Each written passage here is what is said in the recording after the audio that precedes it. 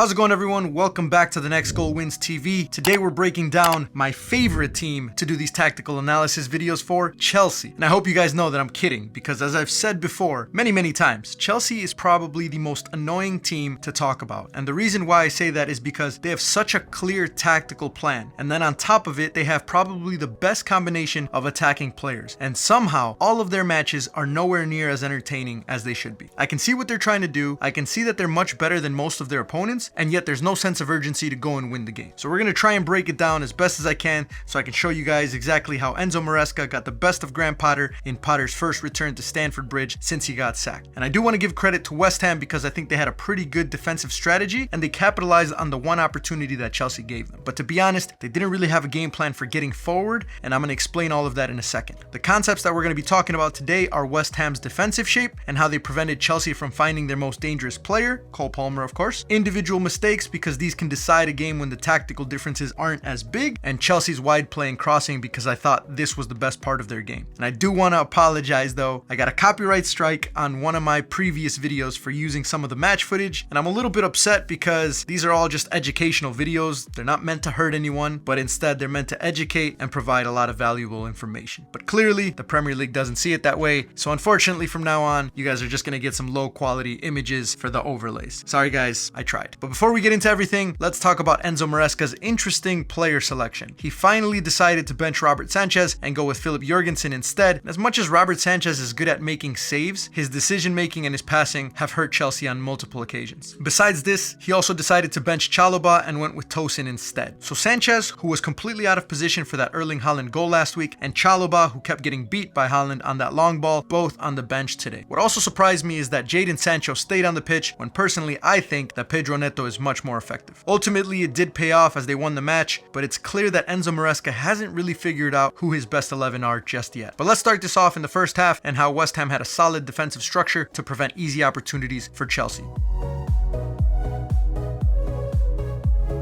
Chelsea always build in a 3-3-4, and they're so good at creating width, so it doesn't surprise me when they can create a lot of really good crossing opportunities. And we'll get to that a little bit later. But West Ham lined up in a 5-4-1 with only Jared Bowen stepping up to apply a little bit of pressure. The midfield four did a really good job of making sure that Cole Palmer couldn't get on the ball. They did this with Andy Irving and Thomas Souček, and if they had to step to the ball, they would front screen Palmer, and the only way they would let him get on the ball would be for him to drop in front of them, in which case they were completely okay with that. I've noticed that in recent matches, more teams have started to either man mark Palmer or just cut off the passing lanes. And when you shut down Cole Palmer, you shut down a big part of Chelsea's attack. He's also a player that wants to get on the ball as much as possible, so he does start getting frustrated and drops in deeper. But it doesn't really help Chelsea because he's not in a real position to create. The issue with this is that as the game goes on and it starts getting stretched out, especially when West Ham were already down 2-1, players aren't as disciplined, and Cole Palmer gets better and better at finding the spaces to receive. So he finds ways to get the ball behind the midfielders, and he only needs a little bit of space to get a shot. I do think you have to do this though if you're playing against Chelsea, and what disappointed me more about West Ham and Graham Potter's tactics is that they didn't really have anything going forward on the counterattack, and anytime they recovered the ball, the only thing that they could really do was play back and try to establish a little bit of possession. They did, however, have a few opportunities coming from a longer ball, specifically from either Kilman or Cresswell to find Wan-Bissaka or Mohamed Kudus. And while I do have a lot of respect for Cucurella because I think he's proving a lot of haters wrong, I'm surprised that West Ham didn't try to isolate Wan-Bissaka with Cucurella much more often. And just like Manchester City, West Ham almost caught Chelsea's backline sleeping, which we're starting to see as a problem for Chelsea. But lucky for West Ham and also Chelsea, mistakes were a big part of the match.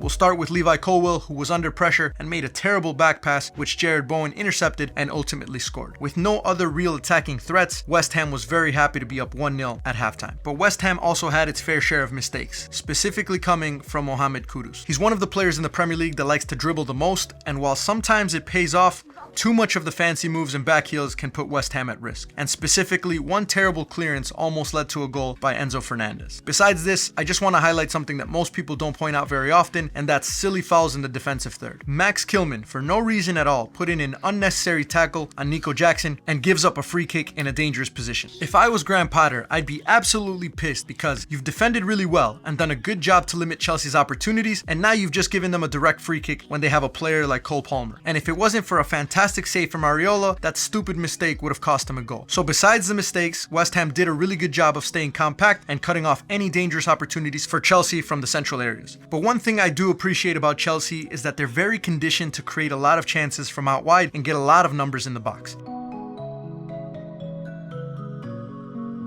And eventually, the more balls that you put in, at some point, it's either going to create a goal or a counter-attack for the other team. But as I said, West Ham did not really have anything going forward, and so this just benefited Chelsea. Just take a look at how eager Chelsea's players are to get in the box anytime the ball pops out wide, and in some occasions, I even counted up to 6 players in the box at the same time. And if you look closely, the wide players on the weak side are also in the box. It's clear that they train this a lot. The ball goes wide in the attacking third, and there's an opportunity to cross, everyone get in the box. Even after Pedro Neto crosses the ball in, he doesn't waste any time in also getting in himself, which leads to him scoring the goal. And same thing for the second goal, that's ultimately given as an own goal. After he crosses the ball in and it pops out wide to Cucurella, he no longer stays wide and instead gets in the box, just in case. And so a little bit of luck for Cole Palmer and Chelsea go up 2-1. But luck isn't always a random thing, and as I've said, you put enough service into the box and what you're doing isn't expecting a beautiful goal. You're really expecting a lot of chaos, the ball bouncing in uncomfortable places, West Ham players in awkward positions, and then you combine all of that to get lucky and score a goal. And that's the way the cookie crumbles, unfortunately for West Ham, who in my opinion hired the wrong manager. I was a fan of Potter at Brighton, and then he had probably the worst tenure of any manager at Chelsea, and I'll give him some time at West Ham, but I just don't see him being creative or attacking enough to really make a difference. And while I do respect Maresca for having a clear plan and a system in place, I wish that he would tell his players that they need to have more urgency and more of a killer instinct. Chelsea can be so good with who they have, but every performance feels a little disappointing to watch. But that's it for this one. If you guys appreciate the work it takes to break these videos down and provide you with a really honest and clear tactical analysis,